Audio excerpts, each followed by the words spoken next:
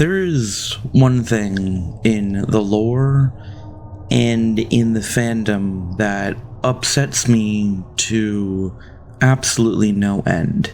That is the concept, or I should say, the misunderstanding of the concept of Slaanesh.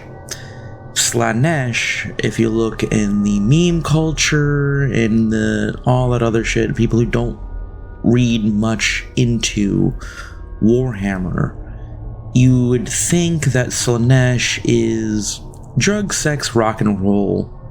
That's it. I mean, to be honest, look at the Emperor's Children. But I firmly believe that this entire concept, that this is all Slaanesh is completely and utterly wrong. And it does the Chaos God a complete disservice. For Slaanesh, sure, sex, drugs, and rock and roll fall under its purview, its mastery, but what people don't understand, or at least the majority of the memesters don't understand, is that Slaanesh is the goddess or god or whatever you want to call them of excess and obsession.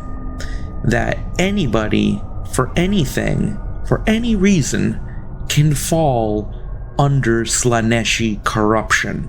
Now, it's actually come to the point where I'm starting to see Slaanesh as one of the most potentially powerful chaos gods in the entirety of Warhammer 40k.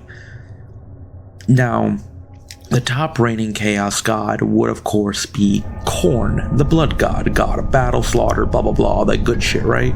He's my personal favorite. But Slaanesh can actually eke its way into corrupting Khorne devotees because of that thing I mentioned before, being the god of excess and obsession. If your obsession is to spill blood and collect skulls in excess, you are more liable to be corrupted by Slaanesh and dragged from the realm of Khorne to the realm of Slaanesh. And that's honestly something that goes over a lot of people's heads when they start talking about Slaanesh. I was watching this video from, I believe it was Mr. Bones 40k, and he was pointing out that it's like, why would the Slaaneshi demons come after the Iron Hands? Step one is probably they cut their dicks off. There's not much more to do there. And I commented, it's like, Slaaneshi corruption for the Iron Hands 100% tracks because of their obsession with the excess of machines. They are obsessed with removing their humanity to replacing it with machinery. That 100% falls within the realm of Slaaneshi corruption. And I fully believe that if the roles were reversed in the Horus Heresy, Ferrus Manus would take the place of Fulgrim as a demon prince of Slaanesh. I mean, if you really want to look at it, the Iron Hands and the Emperor's Children are two sides of the same coin. One wants to embrace the physical pleasures of the material universe through flesh, sound, music, whatever you want, drugs. The other is the antithesis to this, where they want to cut that out and replace it with machinery. Two sides of the same coin. And that's why that Ferrus Manus and Fulgrim had that showdown. It's because they are similar to one another.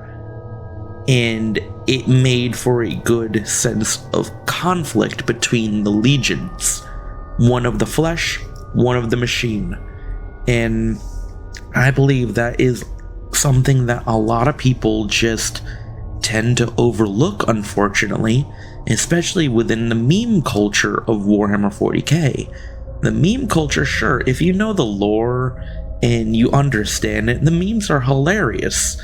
But there are people out there who don't look at the lore and only look at the memes and think, oh yeah, orcs can bound together and say, I'm a tank, I'm a tank, I'm a tank, and they believe, no, they're not a tank. That's not how that works.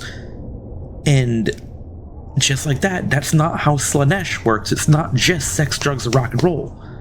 It's excess, obsession, and I don't know, it's just one thing that just bothers me about the Warhammer community when it comes to that.